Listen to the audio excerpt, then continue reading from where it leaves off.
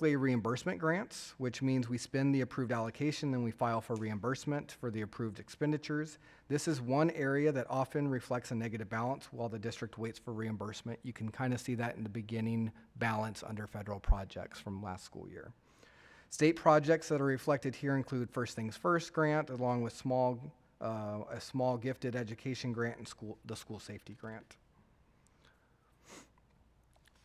This slide allows us to review the expenditures of federal projects by grant fund. As you can see, the majority of these expenditures were in our COVID-related funds.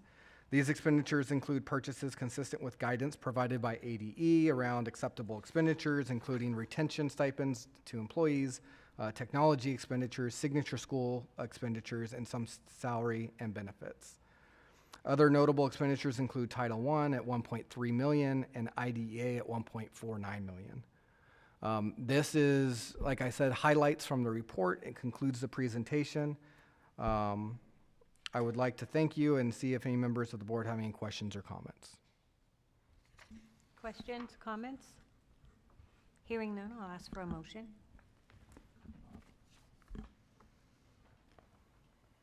I move the governing board approve the fiscal year 2023-2024 annual financial report as presented. I'll second. I have a first and a second. All in favor? Aye. Any opposed? Hearing none, motion will pass. Thank you. And it looks like, Mr. French, you're doing an information item. Thank you, Madam President, members of the governing board, Dr. Freeman, Littleton Community. This presentation is on our bond and override expenditure information. It is an information item. We'll review our current bond authorization as passed by the voters in November of 2021, as well as the M&O and capital overrides that we currently have at the district. Arizona Revised Statute 15481Y and 15491K require updates on the district's bond programs and all overrides. This update must include the progress of the bond and override funds and must occur between September 1st and October 31st annually, so we are within that window. First, we'll look at the bond authorization. Littleton passed a bond election in November of 2021 and sold those bonds in June of 2022. So we have no remaining authorization left to draw off of. The majority of those funds were used to finish Lake and Prep Academy. As of the end of last fiscal year, Littleton has drawn down on approximately $14.4 million of that $15 million bond. To pay for construction of Lakin, furnishing the school, as well as paying for permits and architectural fees on other projects that we had planned for that bond, including the maintenance building over at the Littleton campus. We had a small portion of that bond carved out to renovate that project, and you can see that we've paid approximately $131,000 in getting architectural drawings and permits from the city to begin that construction. The district plans on using the remainder of that funds for that building. We expect the renovation to cost more than that amount available in the bond, but we do have additional funds allocated to complete the project. Littleton's most recent capital override is a November 2018 ballot measure, and it became effective in FY20. The voters authorized an annual dollar amount of $2.35 million for 7 years. The district has a capital authorization on the ballot this November, which, if approved, would take effect in fiscal year 26. There has been some criticism of school districts by some that say that districts lack transparency with how the money is planned and being spent, and how this is why we do this meeting like this in front of the board and community, and we don't feel like these criticisms apply to our district. I wanted to address this because you'll see a statement to that effect on our pamphlet, which is the same statement that went out to over 40 districts running elections in Maricopa County. This slide shows us the total budget by department, as well as expenditures through FY23, as well as the remaining budget for the remaining 2 years of the override. Just a brief breakdown of items that each department has slated or has used the override for. IT provided computer refreshes and upgrades. They did a extensive classroom display rotation, audiovisual upgrades, server upgrades, classroom audio and sound equipment, and expanded the one-to-one program to every student in the district. Ed Resources provided library books, digital media, adopted textbooks, instructional aids, instructional software, assessment materials, supplemental instructional aids, and software. Operations use the funds to complete additional campus flooring projects, purchase new student furniture, and replace damaged and broken furniture. Interior, exterior paint for the campuses, as well as playground equipment replacements and replacing broken maintenance and custodial equipment. And transportation, you see they don't have much left. We purchased 10 buses to replace fleet and expand our fleet when we went to 2 bell schedules. This slide is going to provide a sneak peek into some of the capital project the district has planned this fiscal year. So I had got with Mr. Verrill, our IT director, to get some of this information for you, but we have a technology refresh for Country Place and the online academy planned for this fiscal year. We also have a copier refresh on 4 of our sites. We are continuing security upgrades. We have fencing planned for 2 of our vacant properties that we own that are future school sites that we'd like to get fenced to secure the property while it's sitting waiting for us to build a school on it. We're looking at an ELA extension. We're looking at some playground enhancements, which include some soft fall surfaces for some of our younger kids.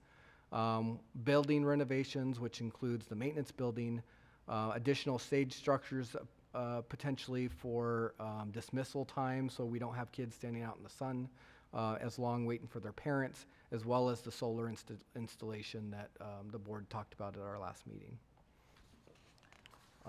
With that, I'd like to move on to the M&O override that the district currently has. So this slide shows the 5 areas the district identified in the M&O override election, and the overall override amount for FY24 was $5.72 million and was spent according to the categories on the slide. If you take a look, full day kindergarten amount is what the district spent over and above what is funded by the state, since the state only funds a half-day program. The lower class size category includes short-term and long-term substitute teachers. The teacher and staff salary levels are the amount the district spends from the override to remain competitive in the market for staff salaries. Special programs include programs like art, PE, music, and signature program teachers. And then lastly, the after-school programs include extracurriculars and sports. This isn't the entire amount that the district spends. This is just how the override supplements those programs.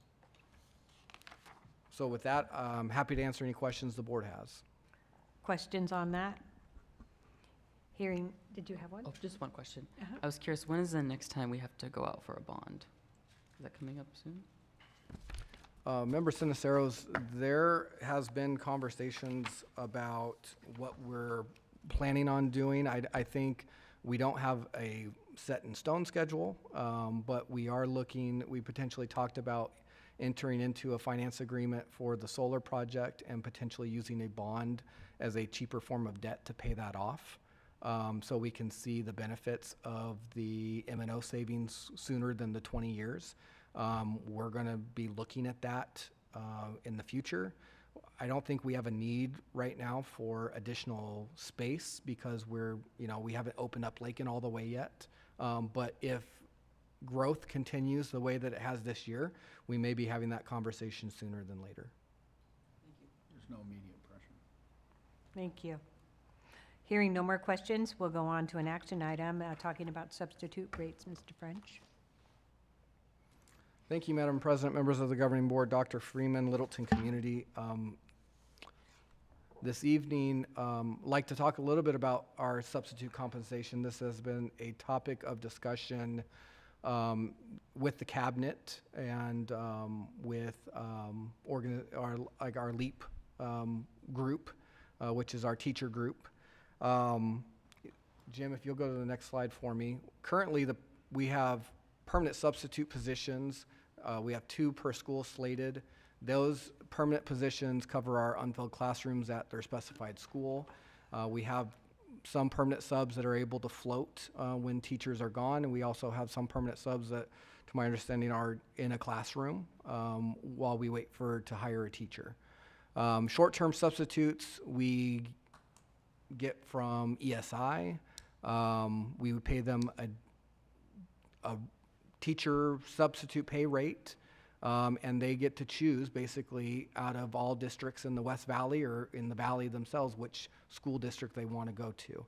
The reason we're bringing this to you this evening, Jim, if we go to the next slide, is because we've identified from the start of the school year to current that we only have a failure rate of approximately 35.3% of our substitutes, which means the other classes are not having a teacher, which means we are splitting those classes amongst other teachers and having larger class sizes as a result.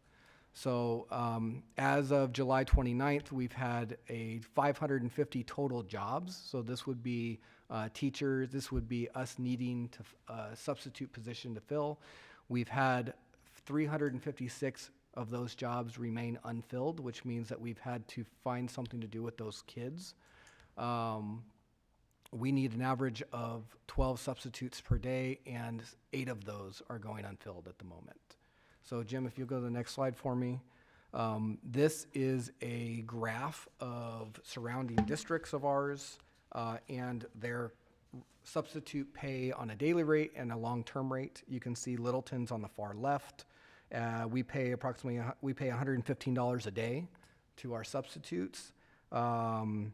You have other districts like Fowler that pays 120, Litchfield 125, Pendergast 125, all the way up to Tolleson L at 175, and Union at 167. So our substitutes have a choice to where they want to sub, and pay, unfortunately, is one of those things that when we looked at, when all of these districts were going out and increasing their sub rate, we were looking at keeping our pay within the district and to our teachers.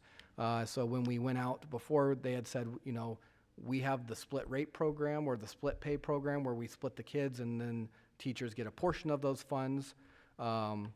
We have a dollar amount that goes into that. At the end of the semester, they get an allocation of money. We've polled them, or we've had meetings with them now, and they said that at this point they really need the help more than they need the pay. Jim, if you go to the next slide for me. This just shows fill rates by district. We got this information from all of those districts as well as through ESI, which provides substitutes to those districts. A funny thing that we have been seeing is that if we ever get subs, we get them on Wednesdays because we still pay the full day rate and they work a half day. So that we are getting Wednesday subs, but we are not getting Monday, Tuesday, Thursday, Friday subs. So Jim, if you'll go to the next slide for me. This is really what we're looking to do, and with board approval would allow us to continue the plan, but we are looking to establish a new substitute allocation cap by site, which means that we would be monitoring which site, how many days or how many substitute each site would get, so they're not over allocating their share of the budget. HR would be working with them on that. We would like to increase the allocation for substitutes and classroom splits by $30,000 a semester. That allows us to pay a higher rate and still pay the classroom splits for our teachers. We're also looking to continue the board-approved classroom split loss coverage plan for our unfilled classrooms. So we're not looking to change the split program that we currently have. We are looking to seek approval to increase the sub rate going forward. What's an average of, how often does a classroom split happen? Well, if we take a look at, Amy, did you want to? Oh, okay. I was going to say, if we took a look at the slide above, we have 12 classrooms needing coverage each day. We're able to cover about 4 of those. So we have 8 classrooms a day throughout the district that requires us to split kids amongst classrooms so we can meet the need. Okay. Is it on a slide coming up? No, it was a couple slides back. Right there. So average number of unfilled classrooms per day is 8. Oh, gotcha. Thank you. Do we know if that, I know the districts pay more. Do we know in Tolson Elementary if that's the same case every day? We probably don't have that data. Well, so if we go to, if Member Sinisteros, that's a good question. If we look at the fill rate percentage here, Tolleson is at a 59% fill rate, so they're almost double, well, not quite double Littleton. And Now, why do the you fill think rate we- Litchfield rates is so good?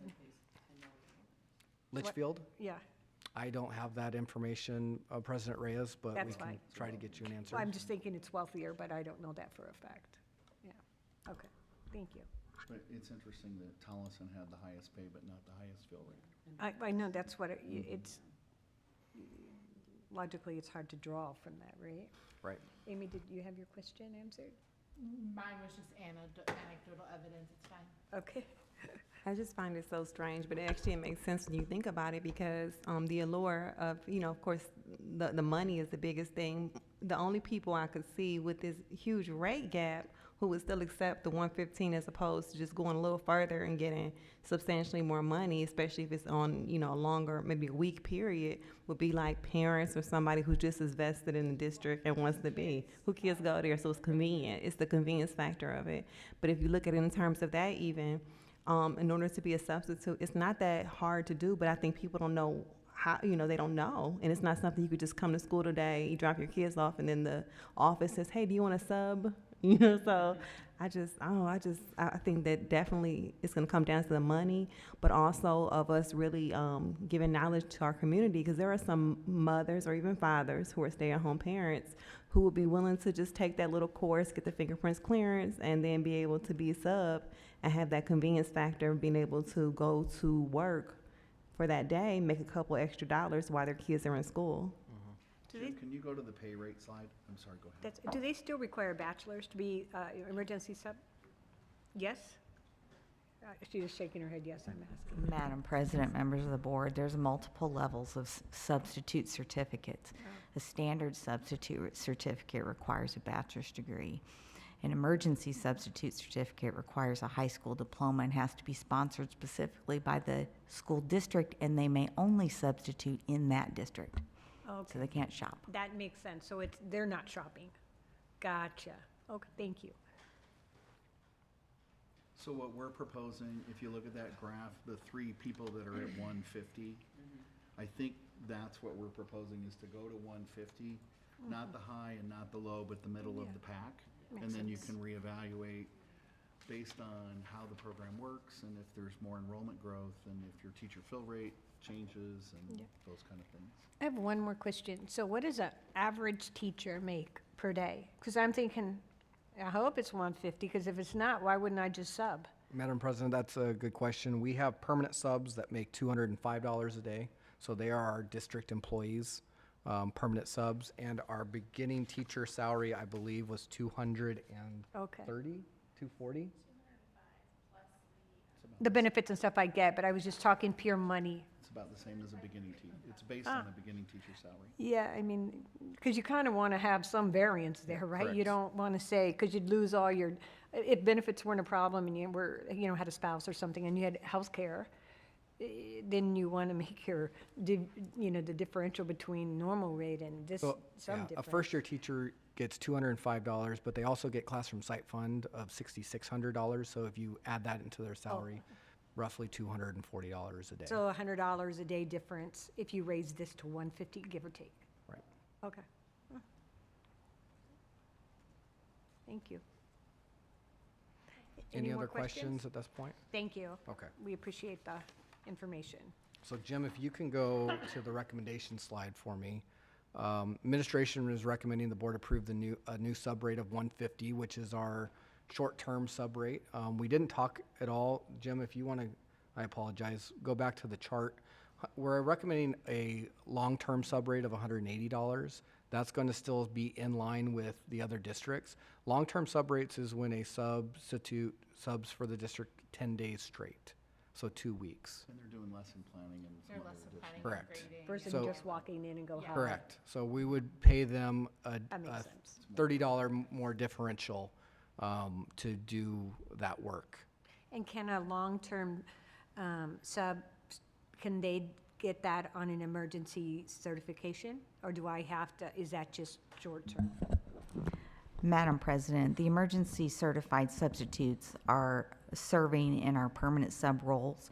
So there are no district-sponsored emergency certified subcerts through ESI. So we're relying only on standard substitute certificates. So they all would have bachelor's degrees and meet those qualifications. Thank you. So, Jim, if you can go back to the recommendation slide, I apologize. But we are recommending to adopt the rate changes to be competitive in the West Valley. To do that, we've estimated that it's going to cost the district approximately $30,000 a semester to increase those rates as well as keep the split loss. We're able to do that through vacancy savings. So we're not having to pull a position to complete the program. So with that, I'd happy to answer any other questions that the board has. Is there questions? Hearing none, then I'm ready for a motion. I move that the governing board approve the changes to the schedule of substitute pay for the fiscal year 2024-2025 school year. I'll second. Hearing a first and a second, all in favor? Aye. Any opposed? Hearing none, the motion will pass. Thank you. And at this time, does the board have any future agenda items? Yes, ma'am. This might just be a presentation in a future board. We all know that I attended the camp, and I feel like if it is possible to have a discussion or a presentation about the pay that we're asking parents to pay to chaperone. I paid the exact same amount for myself as I paid for my daughter. And I feel like if we're going to continue to ask parents to volunteer their time, possibly leave work and things like that, a discussion about if there is a way to even just bring that down a little bit. I understand I was fed, I had a place to live, a little bit. I had a conversation with Rosa, who's in charge of the camp, asking her, why did we pay so much? And I know that our busing situation, we had to pay for charter buses, and that's kind of where that came from. But I think that having parents there is so important, not just for our staff so that they can have a break as well, but it's also important for our students to see community members there and to build that relationship. So I would, at a future meeting, whenever it falls a line, I would love to have a conversation about that or just a presentation on what can we do. What do we do with strides when the kids go to Washington? What are the chaperones? Pay. It's sliding depending on if you're gonna room with your child or not. And even if it was like $20 or $30 cheaper, there were many parents there who were like, I'm here, I want to be here, but they were not expecting to pay the full amount. What was the full amount? It was $200. For a child and $200 for yourself? Yeah. And so I think that might even prevent some of our parents who could attend from being able to attend. Because they want to have that experience. I don't know exactly how many parents were up there, but it felt like, there were a lot of us there, but it was one parent per cabin. Right. So, and every cabin had about 9 students. So, That makes a lot of sense, Amy. Even if you said with the context of it being $200, even if the allure was maybe $100 because you're going to be chaperoning providing a service, that makes it more doable. if we have to have it that price, then I think maybe getting notice out to our parents ahead of time, because while we said we needed chaperones, we didn't ever bring up how much it was going to cost. And I think for a lot of parents, they were not expecting to pay the full amount. All right, so we'll note that and bring it forward. And please, it sounds like you would like some recommendations or suggestions or whatever it would look like. And so we'll wait for that. Is there any other agenda items? Hearing none, then at this point, I'll call for an adjournment. I motion we adjourn at 9:17. Thank you. All in favor? Aye. You second? Thank you. All in favor? Aye. Hearing none opposed.